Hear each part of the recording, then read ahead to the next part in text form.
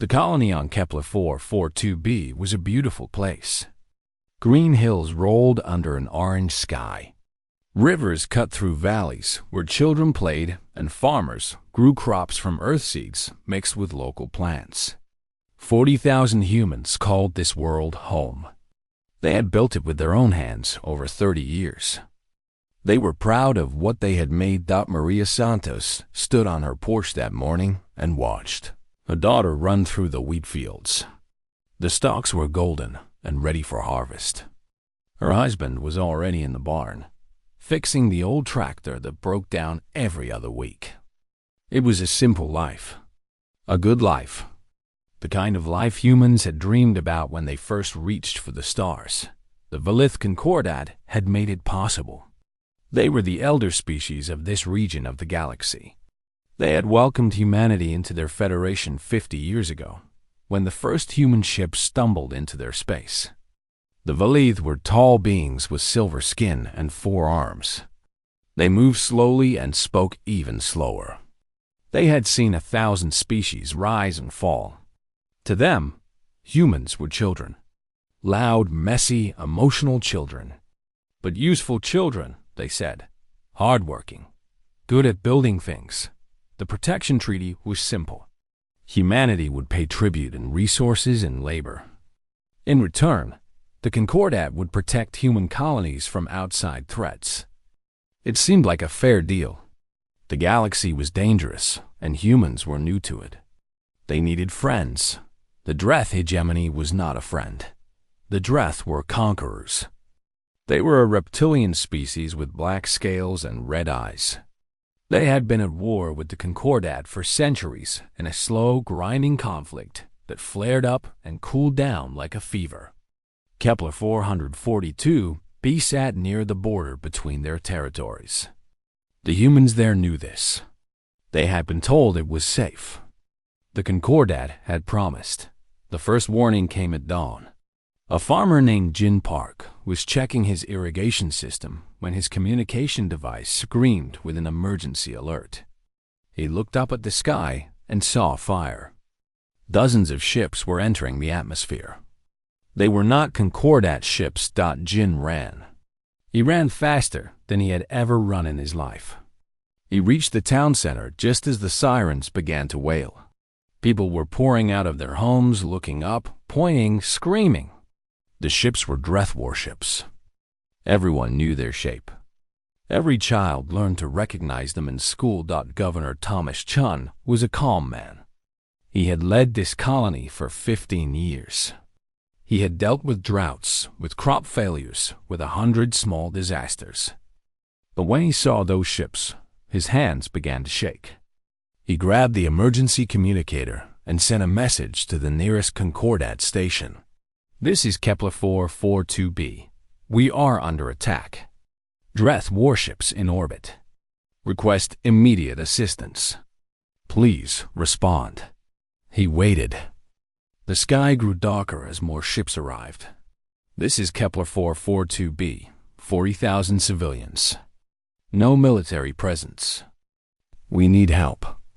Please respond. Static. Then a voice. A violet voice, slow and calm. Governor Chun, we have received your message. We are assessing the situation. Assessing? Thomas felt his voice crack. There are warships above us right now. They're going to bomb us. We need ships. We need soldiers. We need help now. The Concordat Council must approve any military deployment. There are procedures. You understand. Procedures? There are children here. Families. You promised to protect us. We will discuss the matter. Please remain calm. The communication ended. Thomas stared at the device in his hand. Then he threw it against the wall. It shattered into 100 pieces. Maria Santos had gathered her daughter and husband in their basement shelter. It was built for storms, not for orbital bombardment. But it was all they had. She held her daughter close and listened to the sounds above. Ships roaring. Explosions in the distance. People screaming. Her daughter was 8 years old. Her name was Elena. She had her father's dark eyes and her mother's stubborn chin. She was not crying. She was too confused to cry. "Mama, why are they hurting us?" Maria had no answer. She just held her tighter. The bombardment lasted 6 hours. The Dreth were not there to conquer. They were there to send a message. This border world had resources they wanted, and they wanted the Concordat to know they could take whatever they pleased.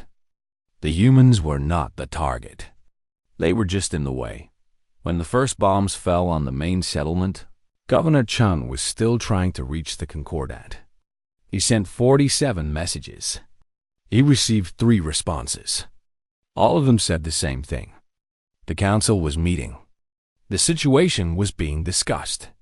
Help would come. Help never came. The shelter where Maria hid with her family was not deep enough. When the bomb struck nearby, the ceiling collapsed. Maria died instantly. Her husband lived long enough to cover Elena with his body. He died whispering her name. Elena survived. She was pulled from the rubble 2 days later by rescue teams that came too late.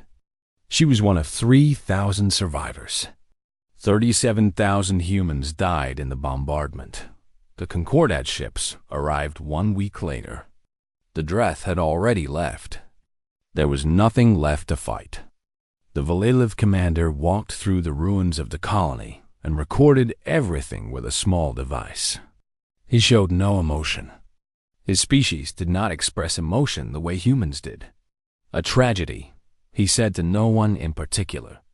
These things happen in war. The official response from the Concordat was 3 pages long. It expressed regret. It explained that bureaucratic delays had prevented a faster response. It promised that reviews would be conducted and procedures would be improved. It offered reparations, credits, resources, a new colony somewhere safer. Humanity accepted. What choice did they have? They were small. They were weak. They were alone in a galaxy that did not care about them. Elena Santos grew up in a refugee camp on another world. She never forgot the sound of bombs falling. She never forgot the weight of her father's body protecting her. She never forgot waiting in the dark for help that never came. She told her story to anyone who would listen. She told it to her children when she grew up and had a family. She told it to schools and historians and anyone who asked. Other survivors did the same. They wrote books. They made recordings. They built a small memorial with the names of everyone who died. The Valeth expected this. All species grieved. All species built memorials. But then the grief faded. The memorials crumbled. New generations were born who had never known the dead. Life moved on. This was how the galaxy worked. This was how it had always worked. The Valeth did not know that humans were different. 50 years passed. The memorial grew larger. 100 years passed. Children who had never met anyone from Kepler 442b could recite the names of the dead. 200 years passed. The story was taught in every human school. 300 years passed. And every human alive still knew what had happened. They knew who had died. They knew who had failed to help. They knew. And they did not forget that Ambassador Chen Wei walked through the halls of the Galactic Assembly with a smile on her face. She nodded politely to delegates from a dozen species. She shook hands and tendrils and claws. She laughed at jokes she had heard 1,000 times before. She was good at her job. Everyone said so that the assembly building was enormous. It floated in space near the center of Concordat territory. Thousands of species came here to trade, to argue, to make deals. The Valeth had built it 3,000 years ago, when they were young and ambitious. Now they were old and comfortable. They sat at the center of the chamber in the best seats. They controlled the agenda. They made the rules. Chan Wei came from a long line of diplomats. Her great-grandmother had been a refugee from Kepler 442b. Her grandmother had spent her life collecting testimonies from survivors. Her mother had been a historian who specialized in Valith politics. Chen Wei had been raised with one purpose, though no one outside her family knew it. She was here to smile, to shake hands, and to wait. The Valith Prime Coordinator was named Thiessen. She was old even by Valith standards. Her silver skin had faded to gray, and she moved with the careful slowness of someone whose joints ached. But her mind was sharp. She had led the Concordat for 80 years. She was respected. She was feared. She was certain of her place in the galaxy. Thiessen watched the human ambassador from across the chamber. Humans had become useful over the centuries. They bred quickly. They worked hard. They complained less than most species. Their colonies produced good resources at fair prices. They had integrated well into the Concordat's economy. Thiessen considered this a success. The unfortunate incident 300 years ago was ancient history. A footnote in a very long book. After the day's session, Thiessen approached Chen Wei. It was unusual for the Prime Coordinator to speak directly with a junior species ambassador. But Thiessen was curious. Humans had been requesting more trade agreements lately. They wanted access to new markets. They wanted partnerships with more species. It seemed like normal ambition, but something about it felt odd to Thiessen. She could not say why. "Ambassador Chen," Thiessen said. Her voice was deep and slow, like stones grinding together. "Your people have been busy." Chen Wei bowed respectfully. "We try to be useful, Prime Coordinator." "Indeed. Your trade proposals are reasonable. Perhaps too reasonable. You ask for very little and offer quite a lot. We believe in building relationships, Prime Coordinator. Trust takes time." Thiessen studied the human's face. Humans were easy to read, usually. Their emotions showed in their skin color, their eye movements, their body posture. But this one was calm. Perfectly calm. "Your people have integrated well," Thiessen said. "I'm pleased we've moved past old unpleasantness." Something flickered in the human's eyes. It was there and gone so fast that Thiessen was not sure she had seen it. "Humans have a saying, Prime Coordinator," Chen Wei said. "The mills of God grind slowly, but they grind exceedingly fine." Thiessen did not understand. "What does this mean?" "It means patience is a virtue."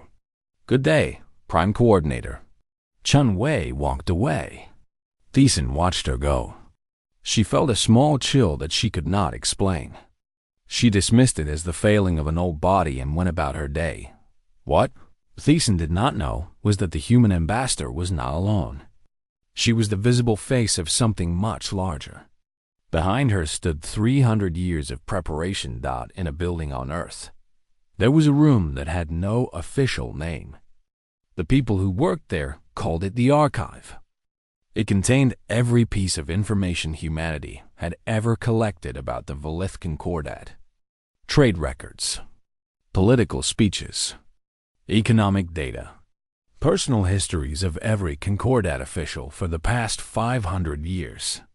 The archive had been built by Elena Santos' daughter. It had grown every year since. Now it filled servers across a dozen worlds. The analysts who worked in the archive were very good at their jobs. They mapped every Valith corporation, every alliance, every debt. They knew which Concordat officials took bribes and from whom. They knew which species secretly hated the Valith and which were too afraid to show it. They knew where the Concordat was strong and where it was weak. In another building, there was a department called Cultural Exchange. Its official purpose was to promote human art and literature throughout the galaxy. Its real purpose was different.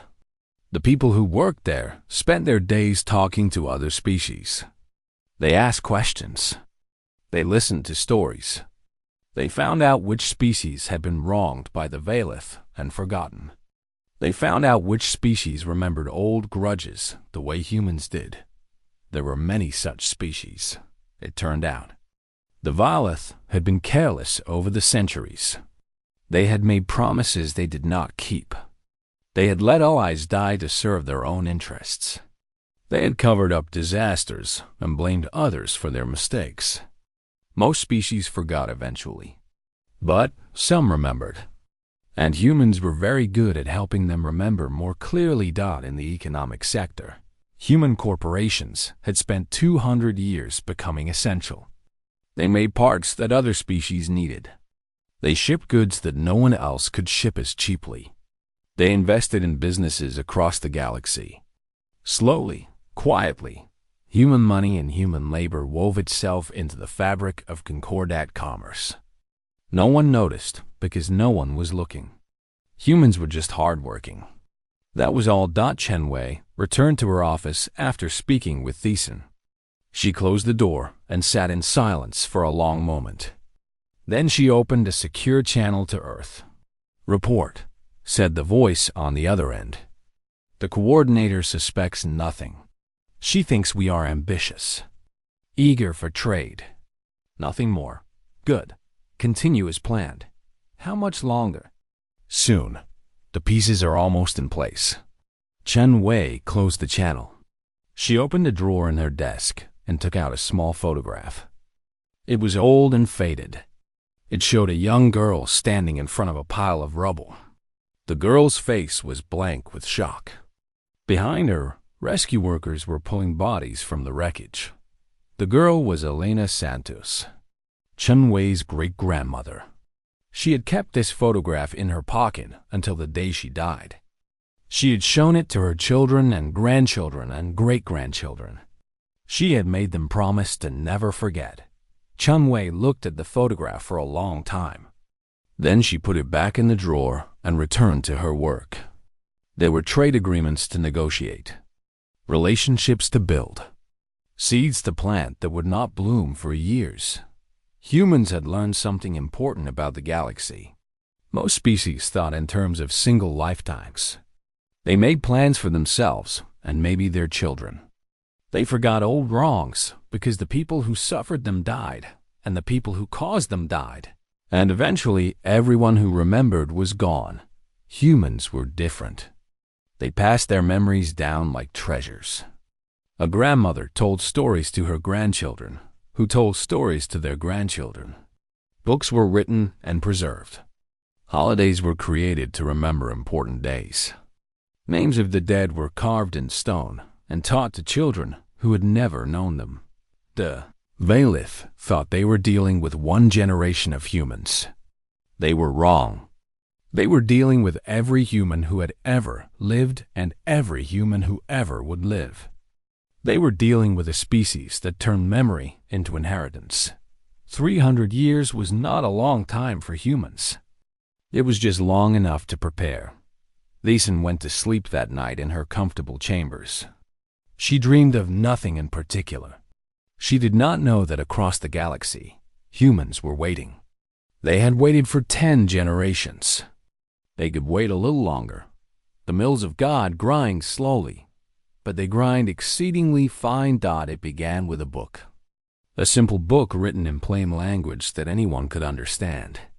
The title was 40,000 Names, and it told the story of Kepler 442b. It told the story of the colonists who had trusted the Concordat. It told the story of the distress calls that went unanswered. It told the story of the bombs that fell while Valith officials held meetings about procedures. The book was translated into 400 languages and released on the same day across the galaxy. Within 1 week, it had been downloaded 1 billion times. Within 1 month, it had been read by members of every major species in known space. The Valith dismissed it at first. Old history, they said. Ancient propaganda from a bitter species. No one would care about something that happened 300 years ago. They were wrong. The book included something the Valith had not expected. It included transcripts of the distress calls, real recordings of real people begging for help, a governor pleading for ships that never came, a mother singing to her daughter in a shelter as bombs fell outside, a child asking why no one was coming to save them. These recordings had been preserved by survivors. They had been passed down through generations. They had been kept safe and secret, waiting for the right moment. The galaxy listened. Then came the documentaries. Human filmmakers had spent decades interviewing survivors and their descendants. They had traveled to the ruins of Kepler 442b and recorded what remained. Broken buildings covered in vines. A town square where grass now grew through cracked pavement. The memorial wall with 40,000 names carved into black stone. These documentaries showed something else, too. They showed internal Valith communications from that time. Messages between officials discussing the attack. One message stood out above all others. It was from a Valith commander to his superior. The human colony is under attack. Shall we respond? The response came 3 hours later. Hold position. The Council has not yet reached a decision. The humans are not strategically important enough to risk conflict with the Dreth at this time. Not strategically important enough. This message had been classified for 300 years. Human intelligence agents had spent 2 centuries trying to find it. They finally succeeded, and now the galaxy saw what the Valith had truly thought of their human allies. Thiessen learned about the message on a quiet morning in her chambers. Her aide showed her the news reports. Her 4 hands trembled as she read the words her predecessors had written. How did they get this? She demanded. We do not know, Prime Coordinator. The security breach is being investigated. Investigated? The damage is already done. Every species in the sector has seen this. She was right. The message spread like fire. Species that had been loyal Concordat members for thousands of years began asking questions. Had the Valith made similar calculations about them? Had there been other times when help was delayed because a species was not important enough? The humans did not have to answer these questions. They just had to ask them. While the galaxy debated the revelations, something quieter was happening in the economic sector. Human corporations began changing their contracts. They did not break any agreements. They were very careful about that. They simply chose not to renew certain partnerships. They raised prices slightly for certain customers. They experienced unexpected delays in certain shipments. All of these changes were illegal. All of them were small. But they added up. A Valith manufacturing company found that the human parts it needed suddenly cost 20% more.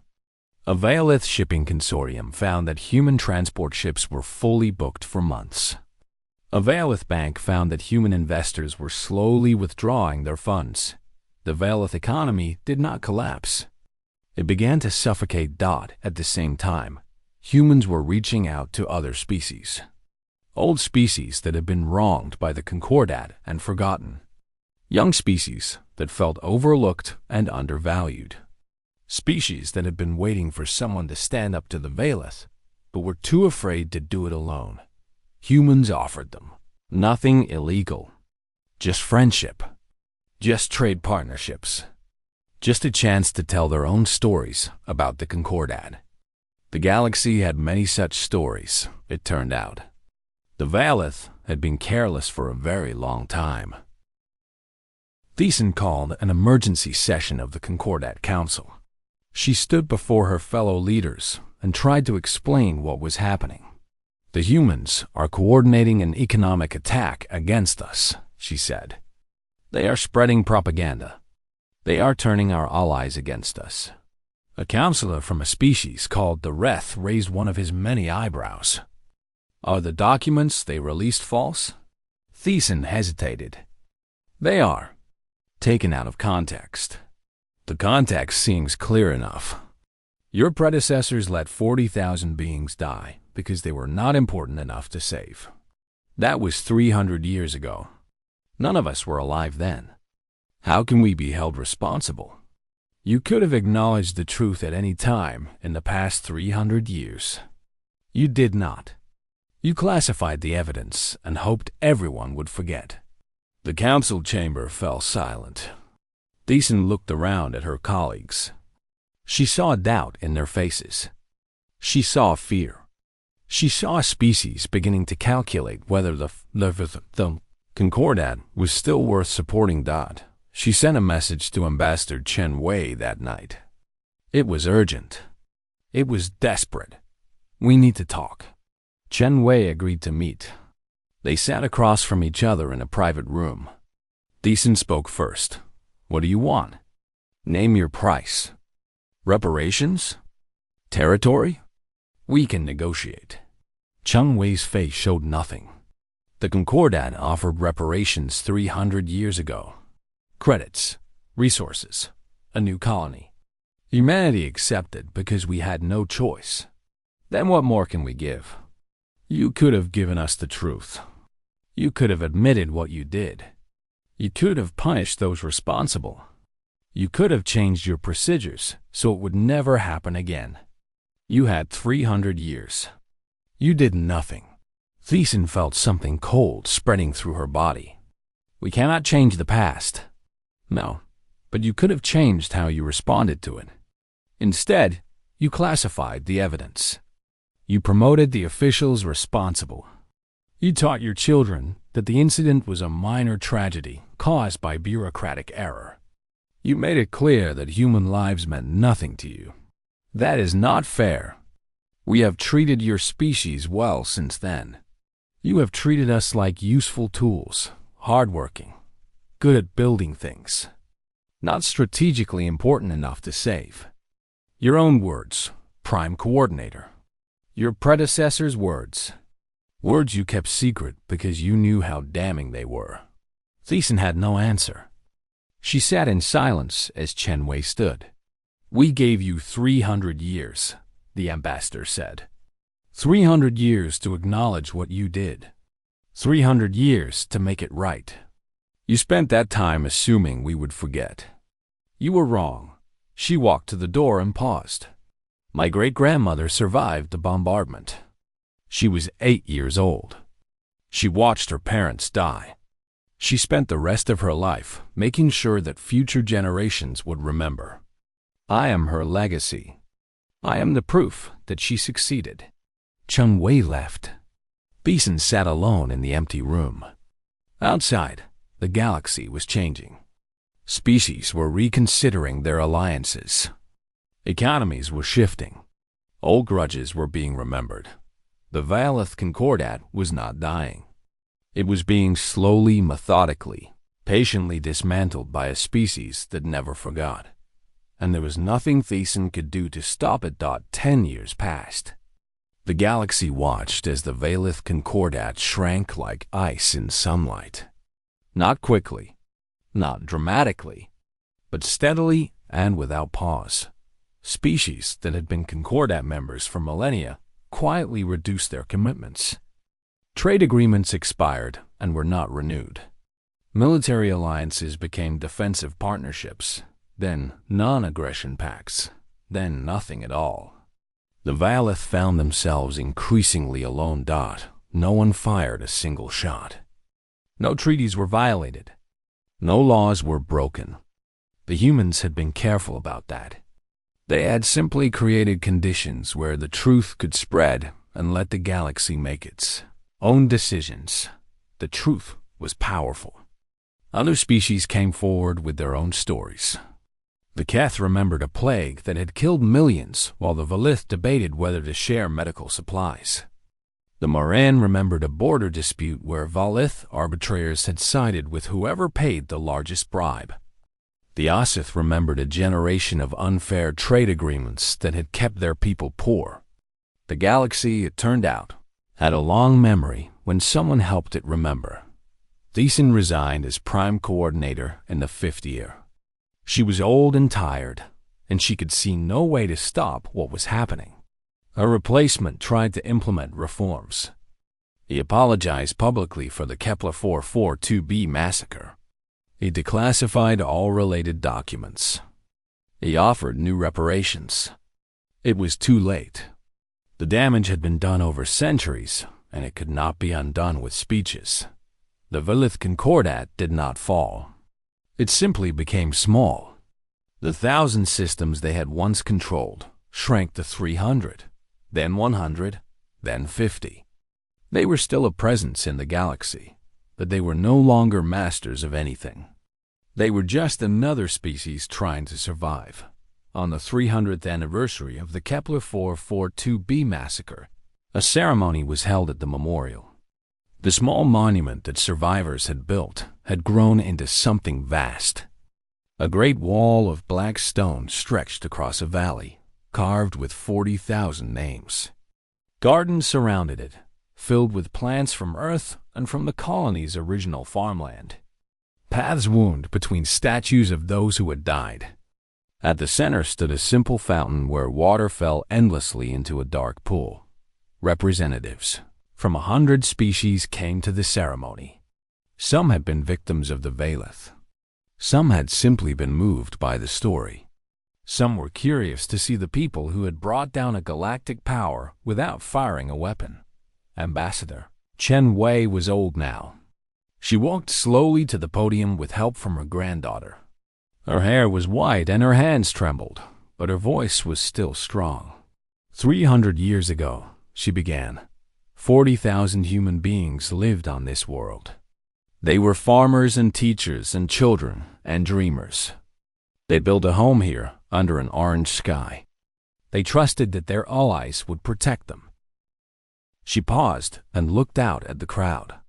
That trust was betrayed. Help was requested and denied. 40,000 people died while officials held meetings and discussed procedures. And for 300 years, the truth was hidden. We were told to move on. We were told to forget. We were told that holding grudges was pointless and primitive.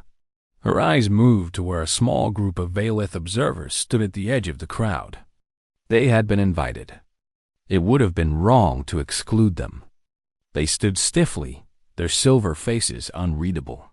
We did not forget, Chen Wei continued. Not because we are cruel or vengeful, but because forgetting would have dishonored those who died. Forgetting would have let the guilty escape justice. Forgetting would have told the galaxy that human lives did not matter. She gestured to the wall behind her, the endless rows of names carved in stone. Every human child learns these names. They learn the story of what happened here. They learn about the distress calls that went unanswered. They learn about the officials who decided that 40,000 lives were not strategically important enough to save. And they learn something else too. They learn that justice is not always swift. Sometimes it takes generations. Sometimes it requires patience that other species cannot understand. The crowd was silent.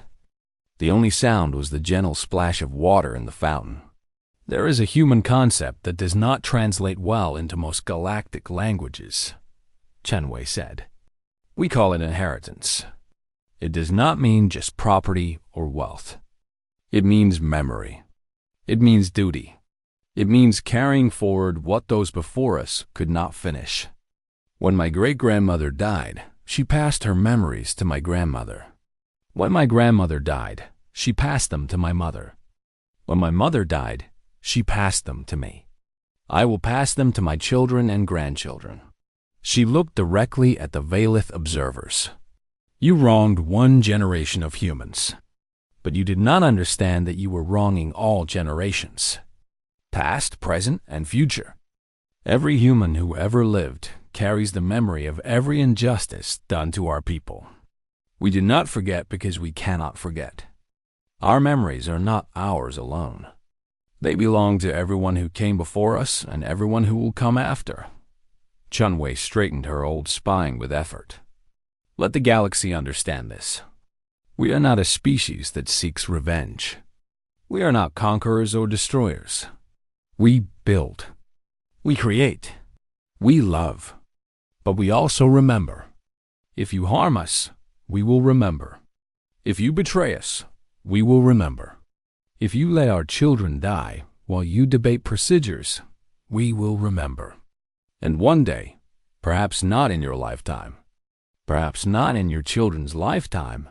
But one day, we will respond. She let those words hang in the air. Treat us fairly, and you will have no better friend in the galaxy. Humans are loyal to those who are loyal to them. We share what we have. We help those in need. We remember kindness just as well as we remember cruelty. Her granddaughter helped her step back from the podium. The ceremony continued with songs and prayers and readings of names. 40,000 names. It took 6 hours to read them all. No one left. The representatives of 100 species stood and listened to every single name. That night, across the galaxy, leaders of countless species held quiet meetings. They pulled old records. They reviewed ancient agreements. They asked themselves a question that had never seemed important before. How had they treated humans in the past? Were there old wrongs that had been forgotten? For most species, the answer was reassuring. Humans had been treated fairly. Agreements had been honored. There was nothing to fear, but for some species, the answer was troubling. There were old debts, broken promises, injustices that had been buried and ignored. These species began to reach out to human diplomats. They offered apologies. They proposed new agreements. They tried to make things right before it was too late. The humans accepted these overtures graciously. They were not interested in punishment for its own sake. They simply wanted acknowledgement. They wanted the truth to be told. They wanted assurance that what happened to their ancestors would not happen again. Most species could provide these things. The smart ones did so quickly. Chun Wei died peacefully 3 years after the ceremony. Her granddaughter inherited her position as ambassador. She also inherited the photograph of Elena Santos, the 8-year-old girl standing in front of rubble. The photograph had been passed down through 5 generations. It would be passed down through many more. In the archive on Earth, analysts continued their work. They mapped the galaxy's relationships. They tracked old wrongs and new friendships. They made plans that would not be completed in their lifetimes. They were patient. They had learned patience from their parents, who had learned it from their parents, who had learned it from theirs. In schools across human space, children learned the names of the Kepler 442b dead. They learned the story of the betrayal and the long response. They learned what it meant to be human, not conquerors, not victims, but inheritors of memory, carriers of duty. A species that did not forget. The galaxy had learned something too. It had learned that some prices take a long time to pay.